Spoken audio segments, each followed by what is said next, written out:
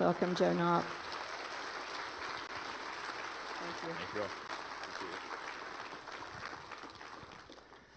Wow, what a great audience. And I always apologize to the camera guy. I'm going to walk around here. But it's always hard to figure out what to say. And I think Candace said either I have 20 minutes or an hour and 20. I wasn't sure.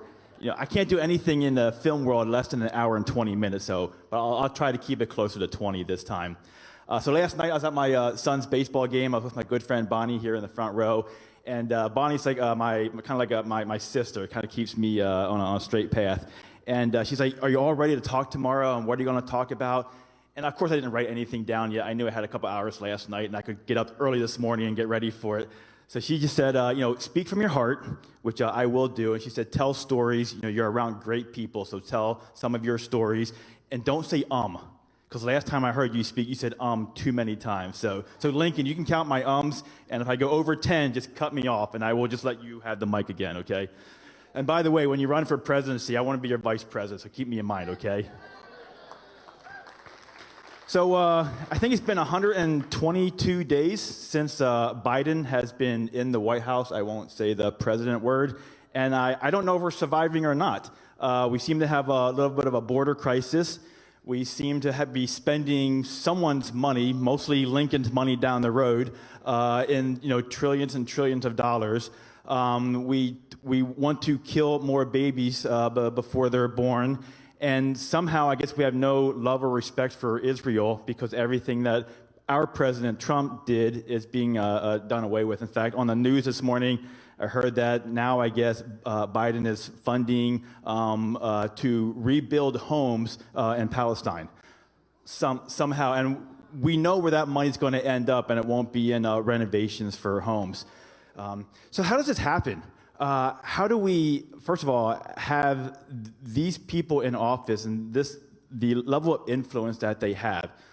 What I want to talk about first is just strategy. And I am going to use the left's strategy and tell a little story about them. Because has anyone watched TV this week, last night, and happened to see maybe a gay character, a lesbian character, a transgender character? Do you think that just happened willy-nilly? Well, here's what happened in 1986. Most of us are old enough to remember the 80s, and the gay lesbian community was having a real struggle getting any traction in this country. And they were very fragmented. They weren't really a united group, and they were fighting the HIV and AIDS epidemic, which really did not make them look good. So some of the leaders within that community decided that we have to get together. We have to unite. Our numbers are not big, and we're very fragmented. So it took them 2 years to unite. They had a meeting in the weekend of February 28th, 1988. And you used to be able to read this online. Maybe I talk about too much because most of it's been wiped off the internet now.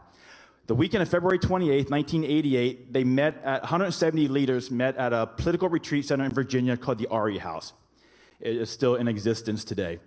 And on Friday night, the 170 leaders realized that they are so fragmented that we don't have to agree on all terms, but we do have to unite. So Friday, they wake up Saturday morning, they're united. Now they're trying to figure out a strategy. And they went all across the board, but they've started to realize that what they have been doing has not been working. Using logic to fight logic in D.C., and it just wasn't happening. So someone had the idea of, what if we use entertainment? Because what that person understood and what he explained was, fighting logic with logic doesn't work, but if you want to change someone's logic, someone's thoughts, you kind of have to go through their heart. You have to go through emotion. And they understood that, and they understood that at the time, the best vehicle for that was entertainment. So they committed to an entertainment strategy. And then someone rose their hand and say, because back in the 80s, cable channels were just starting to be like 24/7. And someone said, we should have our own cable channel. And then everyone else said, only we would watch it. So that's not going to work. So Sunday morning, they made a commitment. We need, within the next couple years, we need to be represented in a sitcom on one of the 3 prime television channels. Back then, there were only 3 main ones. And then the second thing we need to do, we need to be represented on the silver screen in the movie theaters by one of Hollywood's elitists. So a few years later, a show called Will and Grace came out. And they were so aware of how to manipulate us as an audience that the first 8 episodes of Will and Grace, they knew they had to have this funny character. He had to be loved because they knew he'd be in our living rooms, and they couldn't veer off a fairly straight and narrow road. But then after that 8 episode, now that you like this guy, you like the character, you like the families that he's around, then you can start veering off course. And it worked. The second thing, from a movie standpoint, there was a movie called Philadelphia, and Tom Hanks played the leading role, and he was a gay guy who died of AIDS. Not to ruin it for you. But if you go back now, I wish I had it with me, if you watch his Oscar-winning speech for that role, he knew exactly who he was championing. And it works. Fast forward, 20, 30 years later, and you can't watch of the how many hundreds of channels do we have right now where they are represented, and they still represent a small number. So when I look at, from a political standpoint, think back to last January, before the epidemic takes place, before COVID takes place. Do you think anyone had a chance of beating President Trump? There is no way. Our economy was roaring. You had people from the left. It's hard to argue with how successful he has been. And there's a reason nobody wanted to run against him, which is probably why they said, let's throw Biden out there. We want to keep our bullpen for the next go-around. But I believe on a whiteboard, probably very similar to this, in a room somewhere, that they were starting to write down how could we beat him? One thing is, how can we bring the economy down? Now, did they predict what COVID would have done? No, but they knew they needed a vehicle to jump on, because the media was on their side, to try to bring down the economy. They also knew that, the race card. They always love to play the race card. So somewhere on here was, if an event takes place that we believe we can blow way out of proportion, we're going to use the race card. So obviously, George Floyd and what was done to him was horrific. But what the media did to that story was more horrific. And then COVID, I don't think they knew how much of a home run they were hitting, because the way they manipulated that story, if you think about it, I was trying to read stats, this morning, preparing for my talk, literally in my car out here, the amount of people that died from the flu in 2020, well, guess what? A handful. How many died from COVID? Well, basically the amount of people that died from the flu on average. There's all of this weird stuff that has occurred, but the media is on their side, and the media manipulates it. So being in the entertainment, so these strategies that they have used, which, by the way, our side, I don't know why we kind of gave up on being strategic and using the media, using entertainment. So my passion, and I've had meetings with First Family, with Vice President Pence, we have to bring it back. We have to take over the media. We have to be loud, have our own voice. So my strategy that I think we need to deploy, it's 3 things. And the first thing I really believe we need to do is just love our neighbors. And that sounds hard, right? We just have to love our neighbors. By the way, I think Christ modeled that for us also. The second thing I think we really need to do is just speak the truth. And we're all here. Everyone who's speaking this morning is just simply speaking the truth. That shouldn't be a hard thing. But the media, again, they don't speak the truth. And again, Christ did a fairly good job of just simply speaking the truth. And the third thing is, we have to be servant leaders. Not just leaders, we have to be servant leaders, which are well represented here in the room today. You've been introduced to most of them. So that's what we need to do. So I want to tell a few stories kind of about my journey, people that I've got to meet along the way that I believe have modeled this for us.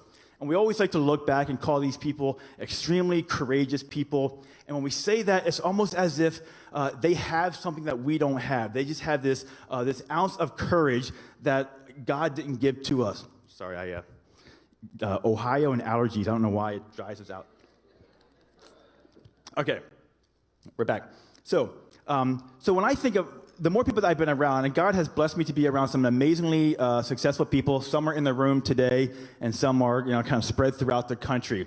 When you talk to them, none of them say that they're courageous or that they had some ounce of courage that was given to them. What they all have individually said is they are simply being obedient. So when we look back, when people are obedient, that's probably the definition of courage then. So the first person I want to talk about is a guy that you have not heard of, and his name is Wes Whitehead. And Wes was an extremely successful architect in Philadelphia. And he lived in the suburbs, but his grandfather, or actually his father, founded this little inner city church in probably the roughest neighborhood of Philadelphia. And he was just committed to the community, committed to the kids of the community. And Wes, always drove from the suburb, and he actually drove the church van and would pick up the kids and go to this really small church, inner city Philadelphia. And there's a variety of kids there. There's this group of 3 kids that would show up, never with a parent, never dressing well or anything.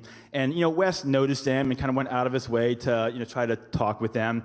And one day, the church got a phone call from the local school and said, "Hey, these 3 kids have been seen at your church, but it's November. They're supposed to be in school. We haven't seen them in a few months. Do you have any idea where they're at?" And Wes said, "No, but I know they're in a close proximity because they walk here every Sunday morning." So Wes walked the streets surrounding that church, and he went into one crack house at a time to try to find these kids. Now, when I say crack house in this area of Philadelphia, it is the roughest part of Philadelphia. And Wes being a white guy, it was very obvious that he did not belong there. But he was just being obedient to what he felt like God wanted him to do, and he walked into these houses. And he walked into the one and found these 3 kids in November wearing T-shirts. It's freezing, and the scene is what it would be in one of my movies. It's a horrific scene. He figured out which one was the mom and got permission to take these 3 kids to an orphanage. And I was one of those kids. And that was 40 years ago. And because of his obedience, I get to be here crying in front of you right now.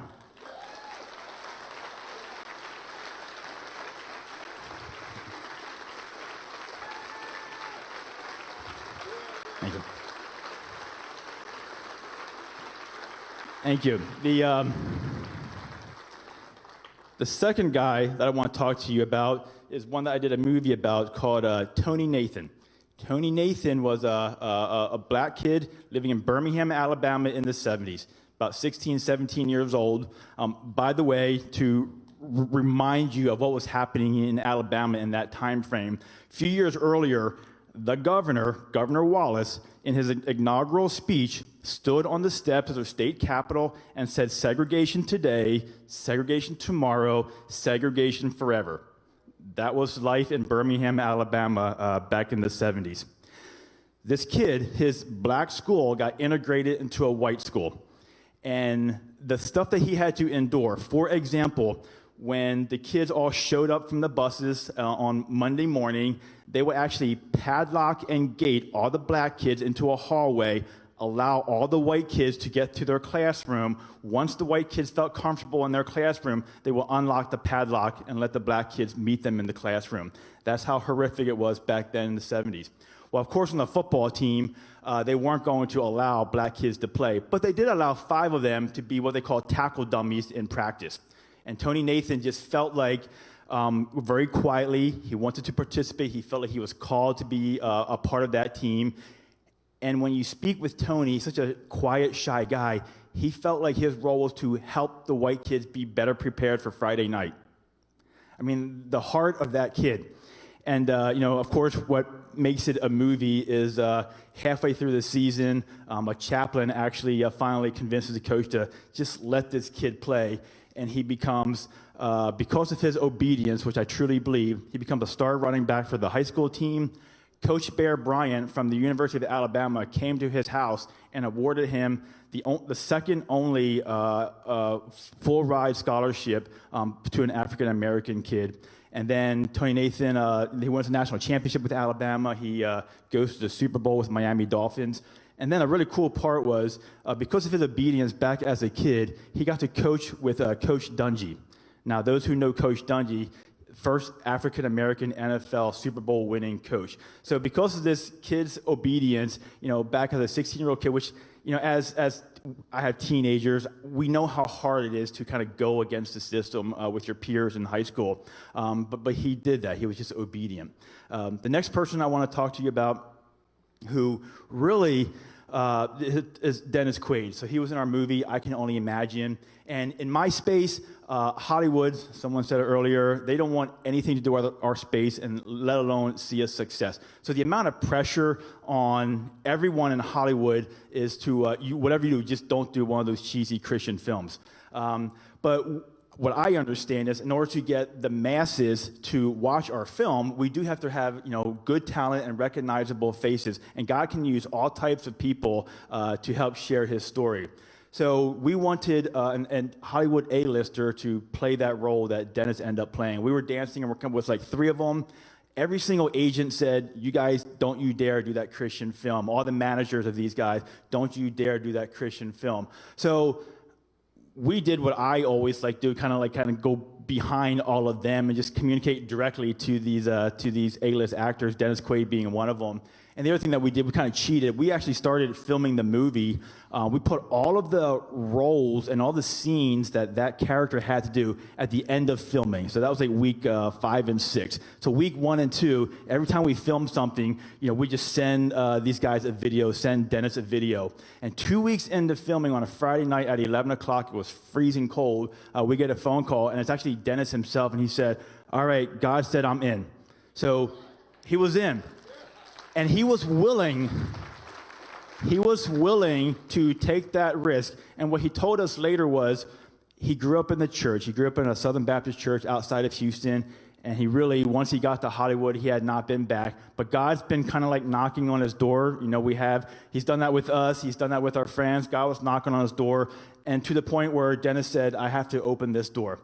So the other cool thing of the way God works is that movie, I Can Only Imagine, did $84 million in the box office.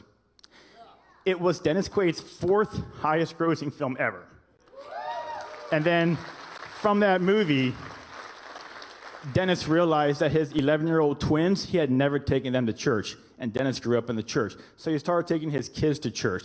He's had long conversations with us, with Bart Miller, the singer of Mercy Me, who the movie was about. So through Dennis being willing to just kind of risk his career, he's come back to God. His kids have been introduced to God. It's been a really amazing story.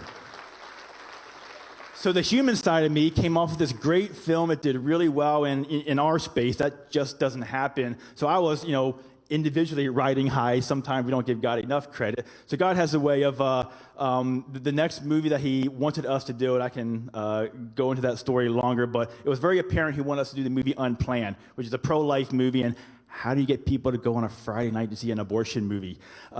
It's a really good question, but God placed it on our hearts that we didn't know why from a timing standpoint, but he just kept providing all the funding. He provided all the actors, and he did it in a miraculous way that I can tell you some other time. But what we didn't know was when we committed to our release date of March, and we did that in January 20th of that year. That same evening, New York City lit up their skyline for that state passing the most progressive abortion law this nation has ever seen. And at the same time, Virginia was trying to pass a law that even after 72 hours, the parents had the ability to kill their child after birth. So that movie actually, because of the timing of it, ended up having an incredible impact. It was seen in 6 capitals throughout the country, Georgia being one of them before they passed their pro-life law. So God just, through obedience, he used that story for amazing purposes. From that, my previous story that I got to tell was about President Trump. And God gave me relationships with mostly Laura and Eric Trump. And talking about a guy who didn't need to take over the role of presidency. He's a guy that, amazingly, he was a servant leader when he's running Trump International. What people don't realize is he was really in the service industry. So the reason he connected so well with Americans, his whole career, decades, was in the service industry. He cared more about the person eating at his restaurant, the person staying at his hotel. When you talk to anybody who works for him, and I've talked to a lot of them and interviewed them, middle management, he appreciates them, but doesn't take what they say nearly as valuable as the waitress. as the waiter, the people who are actually interacting with his clients, the people at the golf course, the people at the front desk of the hotel, that's who he would literally walk around and ask them, how are we doing? What do we need to do different? So it was no surprise that when he became president, he did the same thing. He really was in tune with what do we need as a country. He truly wanted to represent us. So I'm trying to think, best story with the president was, first time I actually got to talk to him, I was in the residence of the White House. We had our cameras all set up. Everything was ready to go. His advance team within the White House, they came to us and said, oh, he has no time to do this interview. Something came up. The president later told us it was China, but his advance team said there's no time for him to do this. So, of course, and it takes like hours and hours that day to get ready for it. He comes down off the elevator, and he said, no, I'm going to take time to do this interview. So then we go into the room of the residence that we were all set up to film in, and his advance team, they're like just, freaking out. They're angry, and of course they take it out on us, and they're like, okay, you have 2 minutes. So the president says, Joe, are we ready? And I had to say, no, I'm waiting on your daughter-in-law, Laura, to show up. So he said, great, I have time to sit down and tie my shoe. So my first conversation with the president was when he was tying his shoe, which was pretty fun. And then Laura came in, and the second thing, because everyone, he gets kind of thrown into these interviews. He doesn't really know which one is next. So I wanted to make sure he understood that we were on his side and what we were doing, telling the story of his family, that we put together like a little teaser, a 2-minute video. And the president sits down, and Laura was with me to do the interview. And he says, okay, what's the first question? I was like, actually, sir, I was going to show you this video, but, your team is saying we don't have time. And the team's like, we got to go. And the president's like, I have time. So the first thing we have on video is me holding my iPad, showing the president a 2-minute video, which was great. But since my time is about what I really love that you're here this morning is that I know you know who Christ is. I know you love who Christ is. I want to make sure we model what he did here for us. Let's make sure we are loving our neighbors. That's the first, simplest thing that we can do. And let's make sure we continue to speak the truth boldly, proudly. And then the third thing is we have to be servant leaders. We have to elect servant leaders. We have to serve our leaders. It's a very simple approach that we have to take. So again, thank you for being here. Thank you for your time. And I'll give him my questions.